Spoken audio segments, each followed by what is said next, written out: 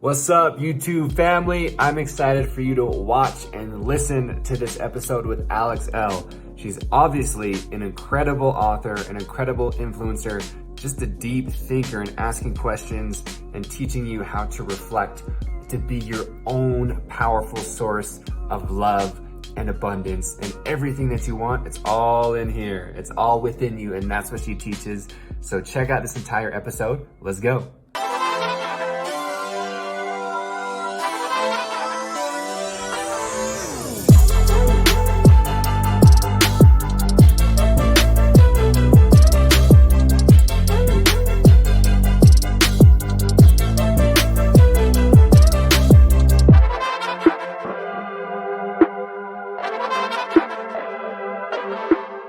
Everyone, welcome to Feeling Free. I am, and when I say honored, I legit mean this for someone that I really respect and look up to. So Alex, thank you so much for being here. Oh my gosh. Thank you so much for having me, Ben. I'm really excited to chat.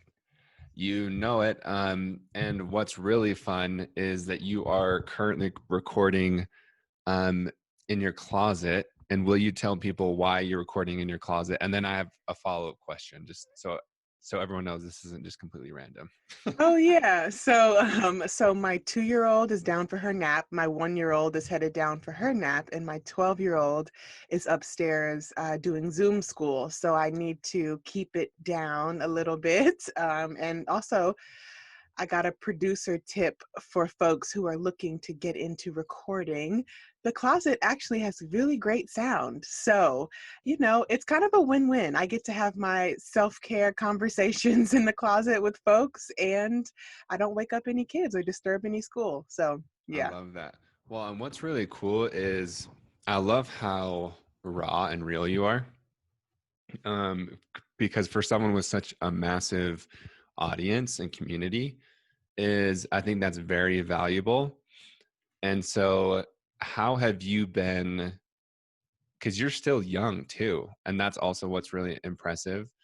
Is you've done so many amazing things, including motherhood, including like honoring and self-caring yourself and loving yourself, all the things.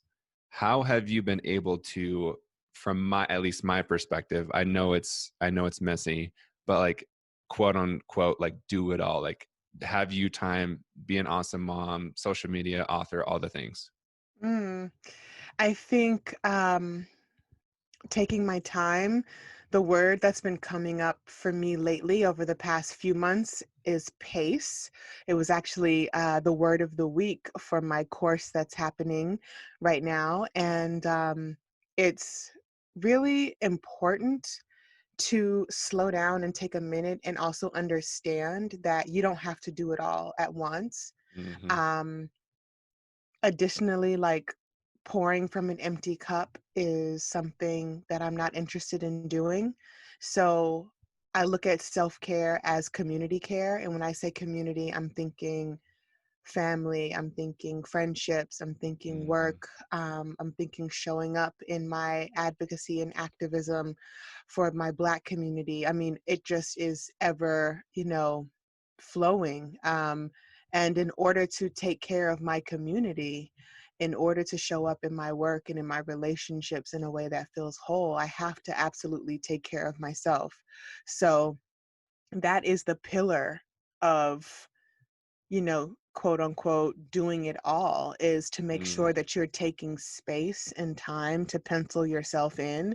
And it's hard as hell. It's not easy. Yeah. I am not like, I don't know what I'm doing. I know people think that I know what I'm doing. I don't know what I'm doing. I am learning along the way because I'm a student of life. And if I ever admitted that I, you know, knew what I was doing, I would be lying, because we continuously learn. We are on a constant cycle of growth and exploration of self. And, I think that's what brings folks in to this community in particular, because I don't know it all, and I am learning as I grow and as I go. And I think that's something that more people need to be talking about. I don't have the answers.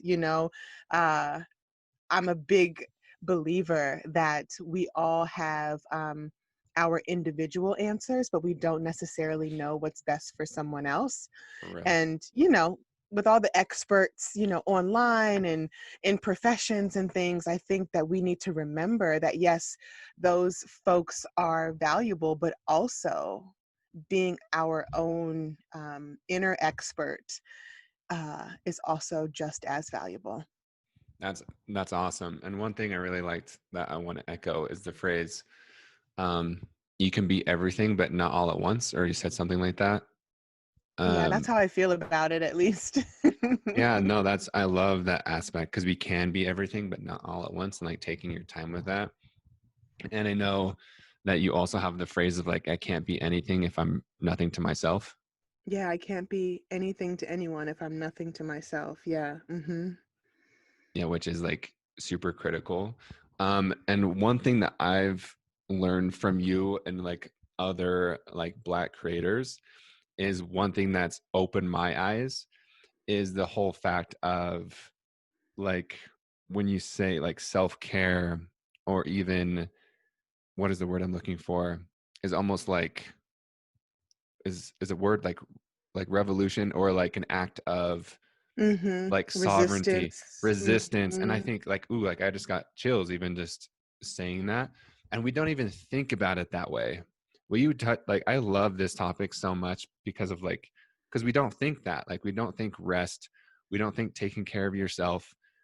So what has been your experience with like resting, self-care, you, and which is healing the collective, but also with the word like fighting, or like, so what does that look like for you? Mm. Um, so I think for so long, because I was like in combat with myself, Mm, um, emotionally, spiritually, physically, um, it was challenging for me to show up fully and with intention and with time and wholeness. And I think once you are able to say, hey, I'm at war with myself here, why? mm, It gives us a different lens to look through. And it gives us a space to like be our own mirror, and like that curiosity around why we're warring with slowing down, or why we're warring with self neglect, you know. Um, it really just allows us to ask that question, well, why are you doing that? mm, Why are you acting this way? What from your childhood is making you feel triggered right now? Why are you feeling rushed, like you have to just speed through life and speed through the things you're doing? How about you try to slow down? Why is it hard for you to slow down? Like really mm, diving into that self-inquiry is a radical act. It is, I think we talk a lot about resistance, yeah. excuse me, from like the outside, like someone is resisting us or someone is Mm, pushing against us, but we're not so readily available to talk about how we are, pushing against ourselves, oof. right? How are we, at war with ourselves, at odds with ourselves? And I think that being able to have those conversations, that inner dialogue, um, is really important. It takes a lot of work. It takes a lot of self-awareness and self-reflection. But the goal here is to get to know ourselves better so that we can be our best self in our relationships, in our jobs, in the world, right? And if we're not going to have these intimate self conversations, then it's really going to be hard to get out of war with who we are, with ourselves, with our flaws, right? Our shortcomings, etc. So I'm all about trying to figure out how can I do better for myself so that I can show up my best when I'm moving through the world. That's so interesting. And I love that because you're right. When you say like the word resistance, we often think of like outside of ourselves, but more than likely that's coming from within. It's always coming from within. Mm, It's necessary. um I think that goes back to the whole like inner expert thing, right? We look for other folks around us to tell us what to do, tell us how to eat. I was talking to a therapist named Maria Sosa about this on my podcast some months ago. And she put it so good. She was like, I was looking outside of myself for someone to tell me how to be, how to eat, how to perform, how to show up, how to look, right? Instead of trusting that I knew what my body needed, that I knew how I wanted to move, that I knew how I wanted to look. And I think that that is like monumental. That is taking your power back. That is, standing tall um in your own sovereignty. Like that Hmm. is big and major. And I want people to do that. I want people to trust themselves enough. I teach this in my courses. Like trust yourself enough to show up. You don't need me to tell you to show up. You need to trust yourself to show up. Especially I teach about writing practice and journaling. So, it's really a lot of self-reflective work. It's not me, coming to the course and pretending to be an expert about someone else's trauma, someone else's life, someone else's story. It's about, hey, you got this. And even if you don't have it, you can figure it out. And I think that that's really important. Yeah, I love that. What is so for you when you said like you used to be at combat with yourself or war with yourself? What did that look like? Like for you, what is one of those things that you were like really fighting against yourself with? Mm. Well, trigger warning here. I used to be really suicidal. Mm, I used to be really depressed. I have social anxiety, which a lot of people don't know about me, especially because I'm in this line of work. yep.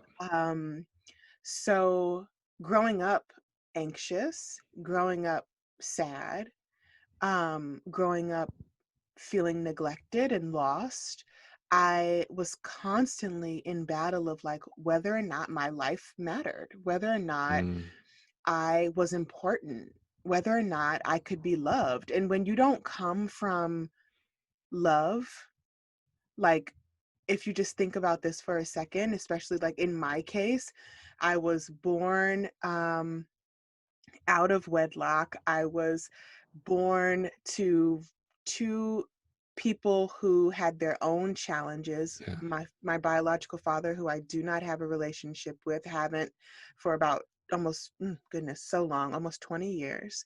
Um, and to feel like you were an accident, not necessarily because Mm, of out of wedlock, right, but because of your parents just didn't know how to love you. So there's all this other stuff, this trauma that's built up, that's around rejection and displacement and uncertainty, that just was heavy. It was like given to me at birth, that baggage, it yep. felt like, right? um so with that, I hated myself for a long time. I didn't know like what I was here for. I'm like, if this is Mm, life, I don't like, this isn't good for me. I don't like this. I don't feel safe. I don't feel held. I don't feel seen. Um, and I mean, of course, the story is much deeper than that. I won't go there. But just like for anyone else listening, um, I was constantly like trying to figure out, should I stay or should I go? Quite literally.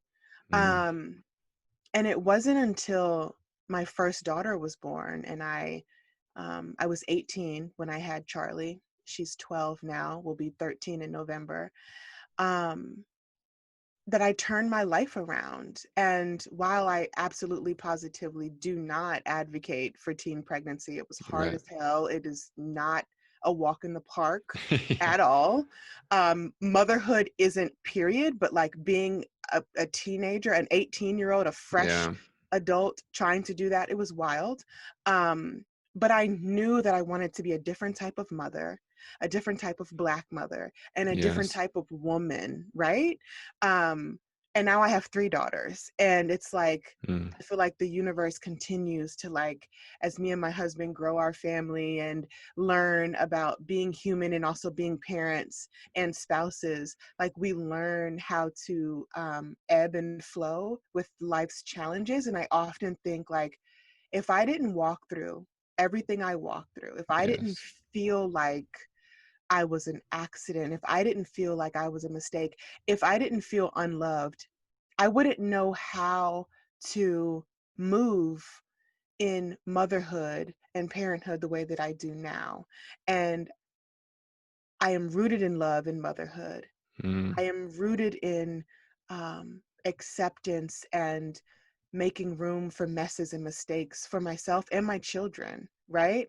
I am rooted in affirmation, not only of myself and my children, because I lacked that. So I Mm. knew I wanted to do the opposite of what I had, right? So it all comes full circle, everything that we go through, everything that we walk through. And I'm really proud of myself for not taking my own life and for giving myself a chance and for deciding to be a different human being and giving birth to myself, Ooh. you know. That's really how I feel some days. I'm like, I had myself. I know I didn't, but, like, you know what I mean? I have Yo, changed so much and so radically that I'm like, I did this, and I'm proud of that. Alex, I love that so much. Like, and you're such an example. Like, seriously, I want to acknowledge you um, for saying that I'm proud of myself. That really is so cool. Like, and not just for you to like say it into like a mirror looking in your eyes, you know, because when I work with people, like that's very difficult. And I assume you felt that even um like especially the words I love you. Like if you look in the mirror and you say I love you and to yourself, I know that's very difficult for a lot of people. So Hmm. for you to say that is like so cool and to own it. And I love how you said like gave birth to myself. Like seriously, like this really is so cool. You're such like I just want to expand more on that. Like what did that look like giving birth to yourself? Does that just like making yourself, receiving yourself, loving yourself, like parenting Mm, yourself? all of that, um, and being choosing. I believe in the power of choice. Um, Choosing to be different and to be the person, the human, the mother, um, the Alex that I wanted to be Mm. and that I didn't believe I could be for so long. And recently I was in conversation with someone and I told them that every time I've had a child, I feel reborn. Mm.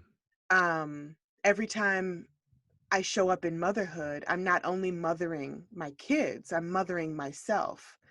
And my children are, I have, the 12-year-old, then I have a 2-year-old. And I have a almost 1-year-old. She'll be one on September 18th. And there is so like such that big gap between the first two, and then such a close Yeah. close gap, 20 months between the middle and the baby, that it's like, wow, like that in itself is monumental, that growth, right? That having 10 years between the first two and then 20 months between the last two, and it's just like, whoa, that is rebirth. um that makes space for a lot of learning and a lot of um realization that we are never going to always have it figured out, and yet we can still choose to be different, we can still choose to be great, we can still choose to see ourselves when we feel unseen. And I think, I mean, this keeps linking back to uh that inner expert and that inner friend, even, right? Like, you can see yourself. We look for people to see us. Yes, we're human beings and we need connection. We yearn for connection. We deserve that, right? From outsiders and ourselves, right? So the love that we give to other people, the love that we want from other people, we also can give that to ourselves, we also are deserving of it ourselves. And I think when I got to that point in my journey, it was an aha moment. I was 23. I was 23, and I had this aha moment of, wow, you're changing. You Mm, have changed. And now it's time to continue evolving and continue learning and continuing to see yourself and to make the choice to live a fully, radically, unapologetic, shameless life that allows you to love hard, not mm. only our external folks, but our internal soul. I think that's really what giving birth to myself has felt like, is like this radical choice of self-choosing and self-advocacy. I love that. Isn't that crazy that it really is a radical choice? But isn't that crazy that is like a just like a crazy thing to do? Yeah, it's wild. It's also really intense and like it's hard. I don't want to make this sound like, oh, this is like an easy, whimsical, like super you know, accessible work, because it's not. Like, I'm the first person to tell you this work isn't always accessible. It's not for the faint of heart. Um, but when you're ready, you will know. And I Mm, remember someone told me that, oh my gosh, years ago, before I was ready, before I was on my pathway, and they were on a different pathway of evolution, and I was not there yet. And I asked her, I said, like, how do you know? How do you know? And she goes, I can't tell you that. I just, if you mm. know, you know. And I remember rolling my eyes so hard, like, girl, that's not what I wanted to hear. I was looking for someone to tell me what to do. And she didn't, and she couldn't. And when I discovered that I was changing, from the things I listened to, from the people I surrounded myself with, from the food I ate. I mean, big and small, the career choices I was making at the time, and um, the stories I wanted to tell. I was like, oh, this is what she was talking about. This, and I don't know what to call this. I don't know how to name this, but this is it. But you know. Um, but and then I had to dig deep. I had to figure out, okay, I want more of this. So how do I do that? Self-reflection. How do I do that? Meditation. How do I do that? Honesty with myself, especially when I'm in my flawed human state, which is all the time, right? So that requires a lot of showing up, a lot of self-inquiry. Um, so yeah, it's hard work. I'm 31 now, and it feels harder today than it did when I first began this journey all these years ago, but it's so rewarding. Yeah, Hard why as is that? hell, I've but noticed that too. rewarding. Why Yeah. why like cuz I would think sometimes I have told people like, "Hey, it gets easier." But It sometimes it doesn't. doesn't feel like yeah, like why? I don't know. I don't know. I think because we are getting older, we're maturing in all these different ways. And that maturity requires a different amount of effort, a different amount of consistency. Um, some things feel easier, but the root of it, like where the tree is growing from, and think of ourselves as the tree, right? The roots know what they're doing. They know how to hold up the trunk. They know Mm. how to, feed us, right? But the branches that are growing in, there's some new babies, the new baby branches and the new leaves unfurling, right? And those are the things that can still feel really tender or feel hard or feel like, damn, I don't know what I'm doing at all. Ooh, I love that. Um, so yeah. I like that cuz have you ever like on pine trees how like the lighter green, like the new growth looks like a lighter green Yep. and Yep. it's like this sounds funny, but like I love feeling it cuz it's so soft. It's so soft. Yeah.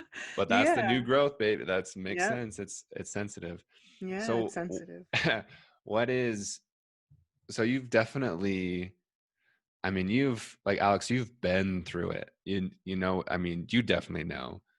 But I want to make sure people know. I mean you've already touched on it a little bit. but sometimes, like, I was definitely very blessed and privileged to grow up around love. Um, and so I had someone tell me one time that, like, Ben, you grew up around love, so you can show people what it's like to be loved. Mm-hmm. Um, but for you, would you say, I mean, it sounded like that you were hopeless. Mm. At some points, at some points. And then I decided, you know what, I'm changing this narrative. Um, and that happened when I became a mother for the first time. And then moving through how I wanted to be a mother and be a different type of mother, you know. And then I met my husband when I think my daughter was 4.5, and then he came into our life, and he grew up around love, lots and Mm. lots and lots and lots of love. And I, oh my gosh, I had the pleasure of being around his mother for 3.5 years before she died. Mm.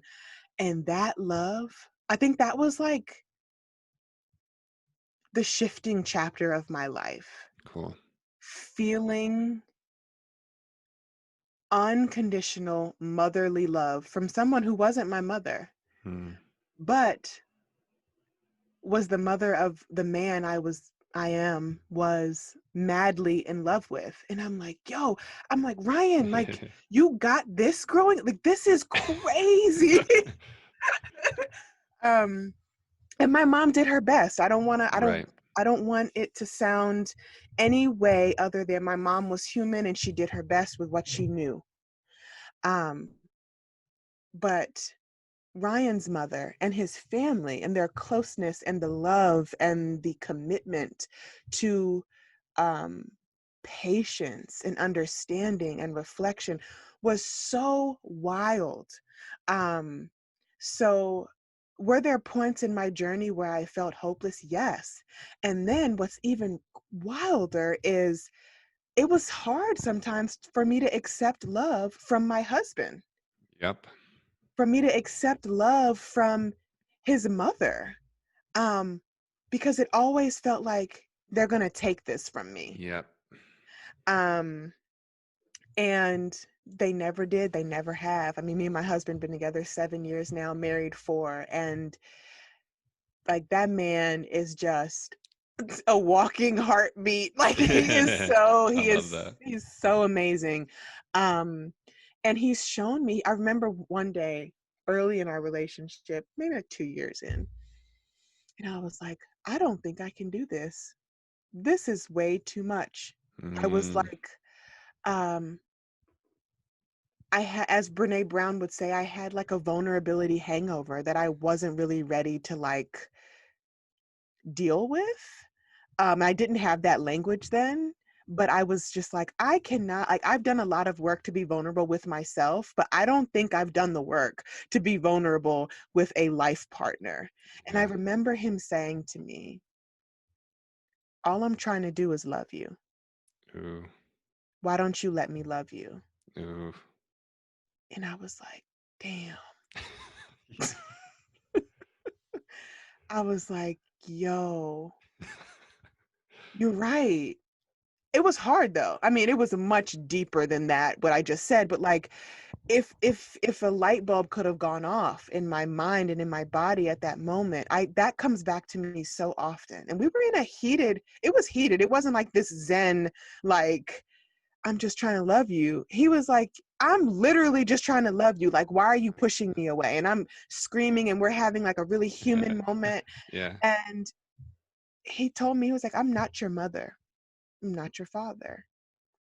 I'm never gonna not love you. This is Hmm. before he and I had children together. Um, this is before like a lot of things. And I was just like, it's time for me to do some inner work Mm. around receiving love Oh, I because I'm love that. not good at it. I'm not good at it. And I shortchange myself. And that links back to just, I guess, my past relationships with men, with what I thought I was deserving of. I mean, starting with the biological person who helped bring me into this world, right? Yes. Um, so there was a lot of baggage that I had to unpack. I call this my emotional suitcase. I had to put it down and say, what am I taking out of my emotional suitcase that does not belong to me, that has never belonged to me? And one of those things is feelings of unworthiness, being Hmm. unworthy of love, lovelessness. That is not mine. And in order for me to move forward into the life that I say that I want on a romantic sense, on a familial sense, I have to create my own family. I'm giving my oldest daughter and I a chance to be held in love by someone else and their family. Receive it. And I had to give myself permission to take out unworthiness and lovelessness and put in reception, openness, and decide to move through that way. It was hard. And sometimes it's still hard. Like the things that we're born into shape us. Yes. So So I love I this. don't This is know. I could powerful. go on and on. I'm No, sorry. no, don't be sorry, because I actually would love to spend the rest of the time talking about this because this is such um a critical thing to receive love. I mean, woof, like this is powerful. And I've been on, your husband's name is Ryan. Yes. Mm-hmm. I've been Ryan. Yeah. And it Mm, hasn't worked out because it's funny. So we're definitely similar, like as far as it sounds like. And it's like I'm trying to give this to you, but you're not receiving it. And that has taught me many lessons, but it's been really hard because it's like I don't even get like, but now I understand that as mm-hmm. like it seems unfamiliar, right? It seems Yep. like chaos, and then it seems like, is this going to be taken away, right? It literally, like, it's not what they're used to, it's not what they're familiar with, so it feels uncomfortable. So Mm-hmm. how did you, does that sound like familiar to you? And then how did you like practice receiving? Mm.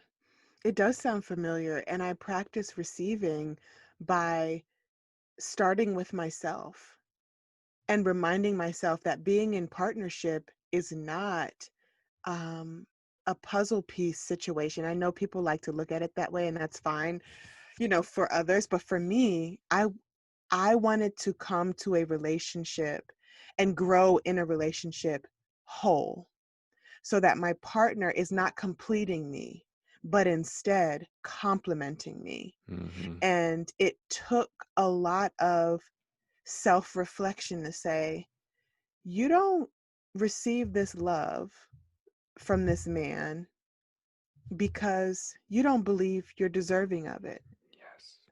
Why? Mm, And then you have to face some inner child work. yeah. Then you have to face some pain points. Then you have to face some tenderness that you thought you healed from, but really you glossed over. Right? So it was a lot of going back and and not fixing, but addressing the things that I glossed over because I was too scared to look at them head on, right?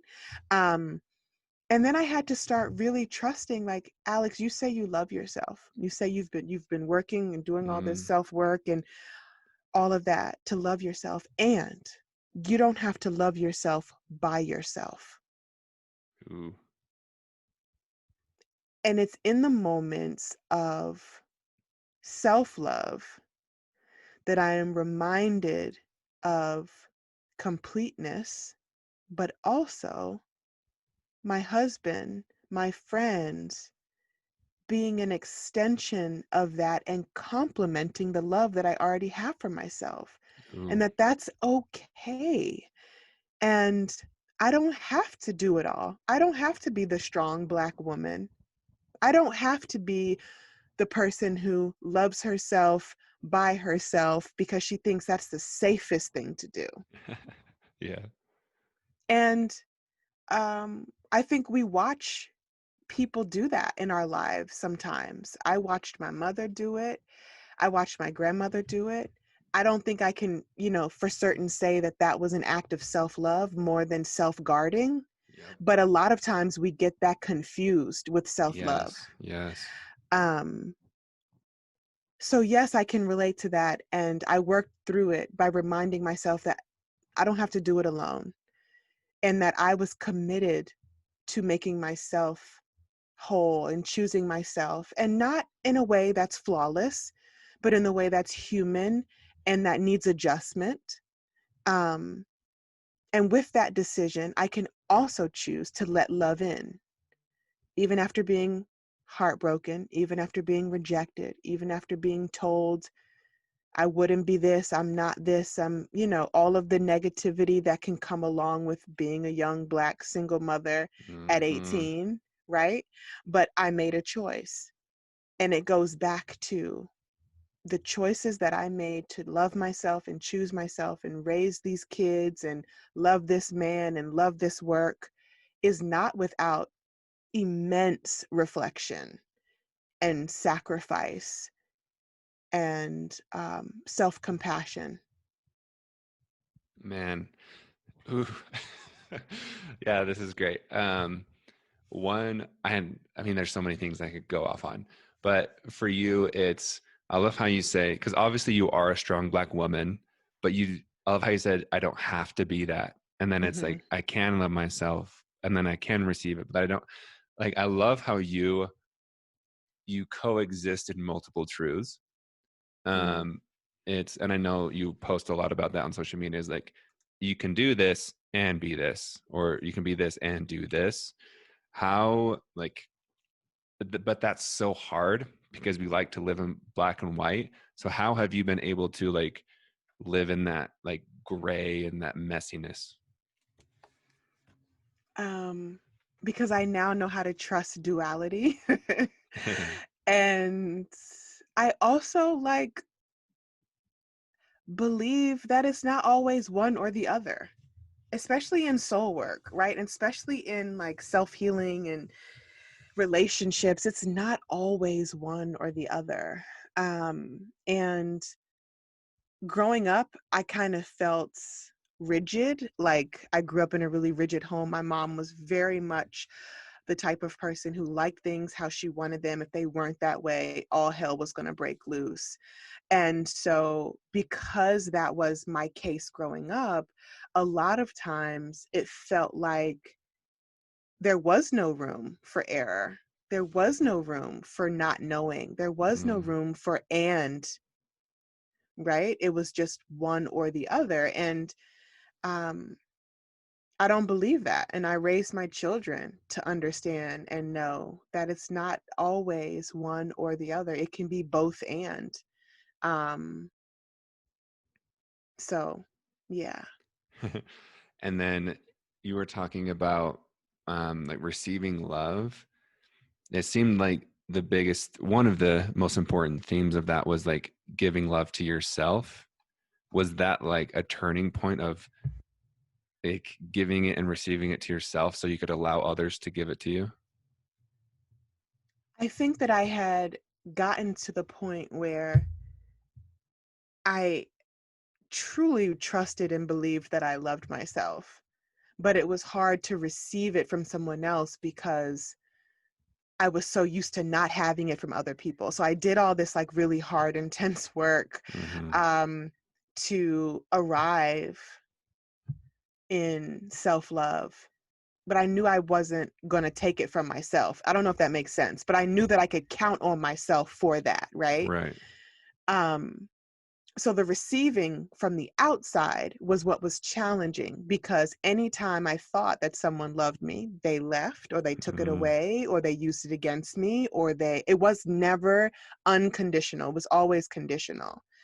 Um, or so it felt, right? And with that being the case, I had to remind myself that there are people in this world who will unconditionally love us, Mm. who will unconditionally show up for us.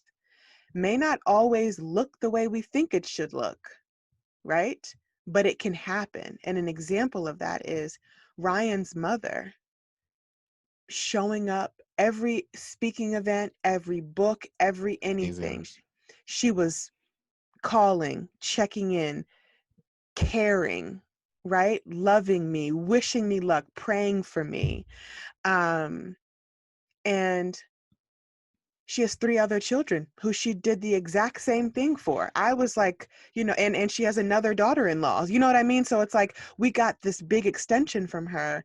And while at some points it would be, this is going to sound wild, but this goes with kind of the hand in hand of the stuff we're talking about.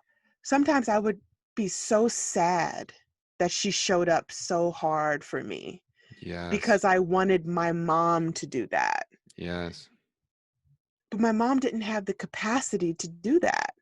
And Ryan and I would have conversations. He would say, my mom loves you. Let her love you. Mm.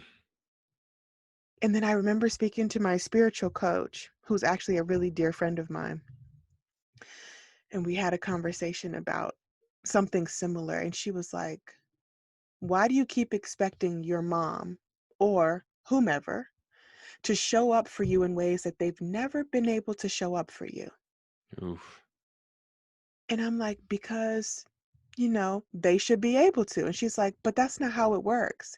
So if you see someone out and they're showing up for you and they're, and this is not to say that I've never been shown up for before from my mother, because she shows up in her own unique ways. I talk Right. about this in After the Rain, which is my new book coming out in October. Um, she shows up in her own unique ways, but wasn't showing up in the ways that I thought that I really, really wanted her to. And my friend said, you can accept that and you can receive it from someone else. But the more you try to get someone or something to act in ways in which you think they should be acting or you think should be showing up, it's going to leave you disappointed because they have shown you, or it has Yeah. shown you time and time again, Alex, we don't work like that. you know? And that's not to say that person is bad or that person is wrong, but that is to say they don't have the capacity. And I think that was a wake-up call between Ryan's mother being who she was in my life and that chat with my coach and friend. I was like, okay, so now it's time for Alex to take some accountability here and release and stop pressuring and stop, not necessarily stop wanting, because we're humans and we're going to long for things that we didn't have, but to stop trying to control what is not meant to be controlled. And that's really how everything kind of came full circle in my acceptance journey. I feel like I have like so many journeys: Yeah. acceptance, self-love, worth, all of the stuff. Um, but yeah, it's been a long road, but one that's really enlightening. Damn, that's so cool. And like you're just getting started, which is crazy. That's what they say. That's what they say. Yeah, Alex, like thank you so much. And it sounds like I need to come hang out with Ryan so we can just be 2 walking heartbeats. Just I love that Yeah. phrase. He's Yeah. awesome. He's an awesome dude. Yeah. Will you, I know you mentioned After the Rain. What inspired that title? Oh my goodness. After the Rain, I mean, exactly what it sounds like. Yes. Um, there can be joy after the rain. There can be hope after the rain. There can be love after the rain. The storms of our life don't last forever, but there will always be stormy seasons. And so, with that, after the rain comes sun again, comes light again, comes growth, comes acceptance, understanding. And this book is a collection of essays, affirmations, and gentle reminders that we can make it through our rain. We can make it through our storms. Um, I actually wanted to read something from it, Ooh, please if do. possible. I'd be Okay. stoked. Because I know, Okay. just so everyone knows, she is now moving into her own self-care time because the kids are napping. So thank you. You are welcome. So I'm not going to read a long essay, but I am going to read a couple of affirmations and a Amazing. love meditation. Okay, so you are deserving of opening your heart and letting love in. Don't let the hurt of your past or the doubts of others deter you from building the life you long for. I am capable of paving a new way for myself. I will do the work. Even in uncertainty, I can be great. And I think I want to leave a question for the listeners that you can write down in your journal, that you can meditate on, pray on, carry with you. Think about what your love would taste like if it were a flavor. Oh, What would damn. you That's like it? Yeah. What would you like it to teach you on your journey toward it? Hold on. Can you repeat that? Alec, like, go, like, this is your gift. Like, how you, I mean, you've done this, obviously it's natural, but you've cultivated it and stepped into it. But yeah, like these reflections are like so good. But yeah, read it again. This is great. Sure. So this is a love meditation from After the Rain, and it says, think about what your love would taste like if it was a flavor. What would you like it to teach you on your journey toward it? Wow. Yeah, I really love that. I thought I was good at asking good questions, but that is a fantastic. that is that is so good. Dang. Yeah, you are a truly beautiful soul. And for you to have been, like you said, everything has happened perfectly and exactly as it needed to for you to get here now and, be this amazing mother, author, human, and being. Um, but yeah, like it really is incredible because not everyone does. And you did make that choice to literally stay alive. And for you to have that level of love, not only for yourself, but to receive it, um, is truly inspiring. So like, thank you. Thank you. Thank you for existing. Thank you. I appreciate that. You Thank know you as well. Thank you as well. it. And then last question would be, what is the freedom, like what does freedom mean to you, or feeling free? And then when do you feel you're most free? Mm. So freedom for me as of late is resting, slowing down, pacing, making time and space for naps, and um, also understanding that I don't have to show up all the time, period. Mm, Um, that I can take a break, and that with that comes naming what I need and being open to help, and to be open to trusting that the people who love me can and will hold it down. Um, and then, well, what was the other part of the question? Sorry. I mean, no, that was beautiful. It was just about like Okay. what is freedom, and when do you feel you're most free? And I feel like that was it.